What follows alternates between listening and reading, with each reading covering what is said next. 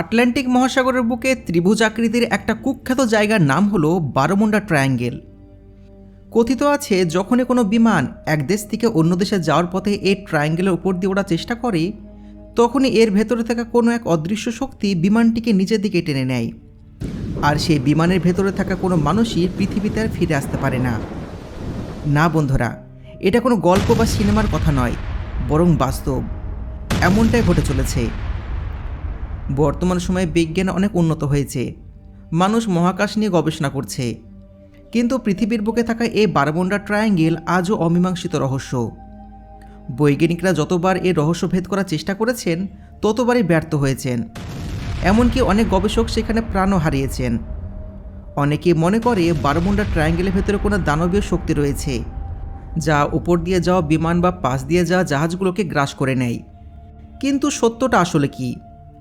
আজ আমরা আপনাদের এই বারমুডা ট্রায়াঙ্গেলে ঘটে যাওয়া কিছু ভয়ঙ্কর তথ্যের পাশাপাশি এমন এক পাইলটের সত্যি ঘটনা শোনাব, যিনি মৃত্যুর মুখ থেকে ফিরে এসেছেন। তার সাথে ঘটে যাওয়া ঘটনা শুনলে আপনার গায়ের লোম দাঁড়িয়ে যাবে। তো চলুন শুরু করা যাক আজকের ভিডিও। 1970 সালের 4 ডিসেম্বর পাইলট ব্রুস গান্স ব্যবসায়িক কাজে তার পার্টনারের সাথে বারহামসের এন্ড্রোস থেকে ফ্লোরিডা যাওয়ার জন্য রওনা হন। সেই সময় এই জায়গাটি বারমুডা ট্রায়াঙ্গেল হিসাবে এতটা পরিচিত ছিল না।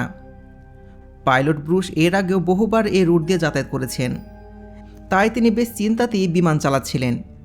কিন্তু তিনি কল্পনা করতে পারেননি যে আজকের এই যাত্রাটি তার জীবনের সবচাইতে ভয়ঙ্কর অভিজ্ঞতা হতে চলেছে।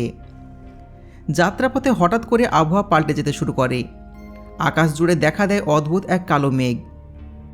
প্রথমে ব্রুস বিষয়টি গুরুত্ব না দিয়ে স্বাভাবিকভাবেই বিমান চালাতে থাকে, কিন্তু বিমানটি যখন 11,500 ফুট উচ্চতায় ওড়ে, তখন চারিদিক আবার সেই ভয়ানক কালো মেঘে ঢেকে যায়। তবে এটি কোনো সাধারণ মেঘ ছিল না, এটি দেখতে ছিল অনেকটা বিশাল এক টানেলের মতন। ব্রুস বুঝতে পারছিল না তার কি করা উচিত। উপায় না দেখে তিনি সেই মেঘের টানেলের ভিতর দিয়ে বিমানটি এগিয়ে নিয়ে যান। যখনই তিনি মেঘের ভিতরে প্রবেশ করলেন, চারপাশে ঘুটঘুটে অন্ধকারে ছেয়ে গেল। এমন অদ্ভুত দৃশ্য তিনি জীবনেও দেখেননি। হঠাৎ সেই কালো মেঘের মাঝখানে বিদ্যুৎ চমকাতে শুরু করে, কিন্তু অবাক করা বিষয় হলো বিদ্যুৎ চমকালেও কোনো শব্দ হচ্ছিল না, এমনকি কোনো বৃষ্টিও হচ্ছিল না। সেই বিদ্যুৎ বা লাইটনিংগুলো মাকড়সা জালের মতন প্লেনের চারপাশে ছড়িয়ে পড়ছিল। এই ভয়ঙ্কর পরিস্থিতির মধ্যে প্রায় 20 মিনিট ধরে প্লেন চলতে থাকে। ব্রুস অনুভব করলেন তিনি যেন এক গোলক ধাঁধায় ফেসে গেছেন, যার থেকে বের হওয়ার কোনো রাস্তাই নেই। ঠিক তখনই ঘটে এক অলৌকিক ঘটনা। টানেলের শেষ প্রান্তে উজ্জ্বল আলো দেখা যায়। ব্রুস ভাবলেন হয়তো এখনই এই নরক থেকে মুক্তি মিলবে। কিন্তু টানেলের শেষ প্রান্তে পৌঁছানোর সাথে সাথেই প্লেনটি অদ্ভুত আচরণ শুরু করে। প্লেনের ভেতরে কম্পাস অনবরত দিক পরিবর্তন করতে থাকে এবং সমস্ত ইলেকট্রনিক যন্ত্রপাতি স্বয়ংক্রিয়ভাবে চালু হয়ে যায়। মনে হচ্ছিল কোনো অদৃশ্য শক্তি প্লেনটিকে চালনা করছে। ব্রুস আপ্রাণ চেষ্টা করার পরেও প্লেনটিকে নিজের নিয়ন্ত্রণে আনতে পারছিলেন না। এইভাবে হেলতে দুলতে হঠাৎ প্লেনটি সেই অদ্ভুত মেঘের টানেল থেকে বেরিয়ে আসে। ব্রুস যেন নতুন জীবন ফিরে পেলেন। প্লেনের সমস্ত যন্ত্রপাতি আবার স্বাভাবিকভাবে কাজ করতে শুরু করলো। কিন্তু সমস্যা হলো গত 20 মিনিট তিনি কোথায় ছিলেন বা এখন ঠিক কোন পজিশনে আছেন তা তিনি বুঝতে পারছেন না।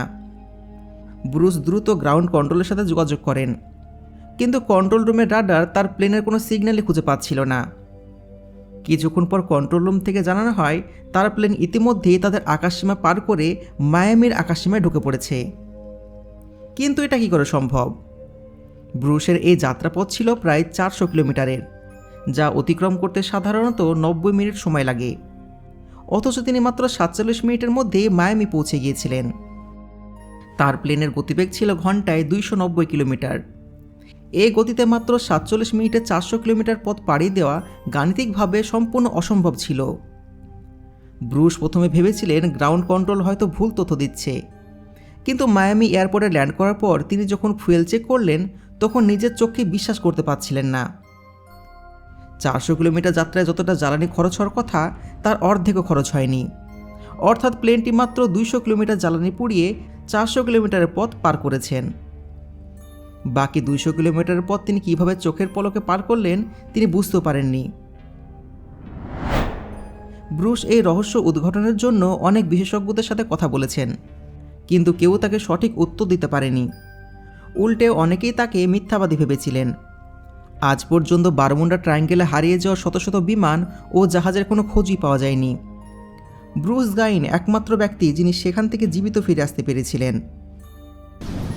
ব্রুসের এই ঘটনাটি নিয়ে পরবর্তী সময়ে একটা থিওরি সামনে আসে, যাকে বলা হয় ডার্ক এনার্জি বা ওয়ার্মহোল থিওরি।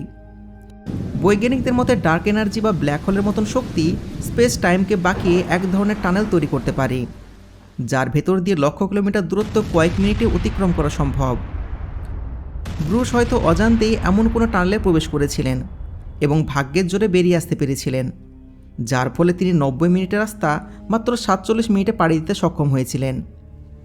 তবে এই ডার্ক এনার্জি থিওরি নিয়ে বৈজ্ঞানিকদের মধ্যে আজও মতবিরোধ রয়েছে। ব্রুসের বেঁচে ফেরার ঘটনাটি আজও এক অমীমাংসিত রহস্য।